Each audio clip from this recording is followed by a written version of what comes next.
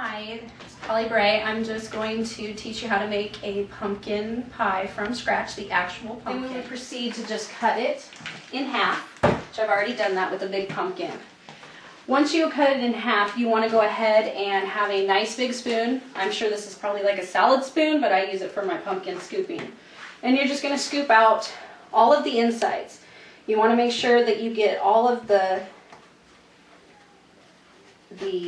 stringy insides out, because that'll make your pumpkin puree really stringy, and nobody likes strings in their pumpkin. Just continue to scrape and scrape until you get all the insides out, which I've already done over here on this half. Already scraped out, cleaned out. It's ready to actually be peeled.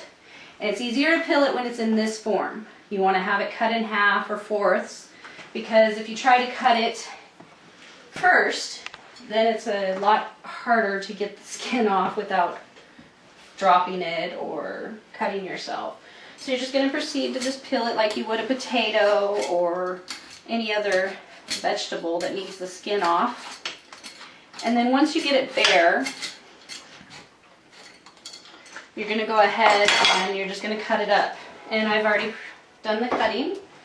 I've cut it into little pieces. You just chop it into slices. You can cut it in half. And then after you get your pieces like this, you're going to go ahead and take them over to a glass casserole dish.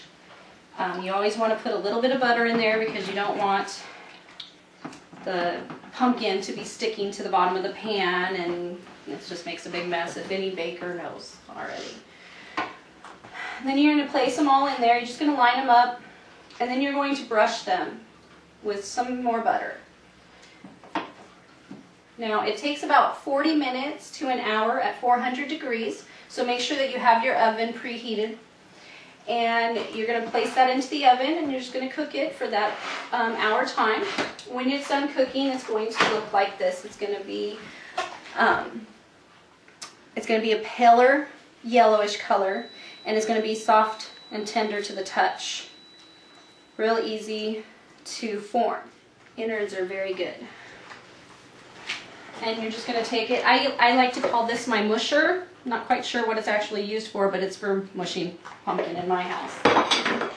And so I just mush it down until it is completely mush. Mashing it is very easy because it's already cooked. So now this is what they would call the pumpkin puree. Now you can get this pumpkin puree recipe on here, and I need to have 2 cups of the puree. Now the puree is more of a moist form, so you want to use a liquid measuring cup, because you won't get the right amount that you need if you use a dry measuring cup. Excuse me. Sorry about that. And then the puree is the hardest part. It takes cinnamon, vanilla, eggs, pumpkin puree, nutmeg, allspice, ginger, buttermilk, and sugar. Pretty simple ingredients. Not too much of that flour where it takes so much to stir it like cookies and stuff. So it's a lot, like I said, the puree is the hardest part of this recipe. So we have our 2 cups of puree. Now I've already pre-measured my ingredients and mixed them, just so that this process could go faster for everyone involved. Just go ahead. This is what it's going to look like without the puree. It's more of a really dark, soupy type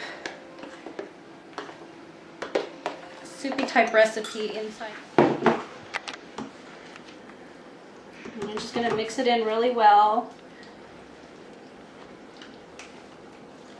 Combine all the ingredients. Again, I got a little pie in my bowl already. And then you would just pour this all into the pie crust.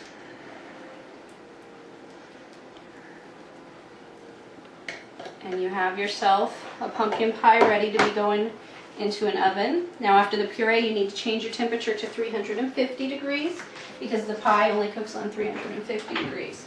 You're going to go ahead and put that in the oven, and it's going to take an hour or so to cook it. Completely done. And then you want to let it cool for about 10 minutes before you serve it. Cut it up and enjoy it. Bon appetit.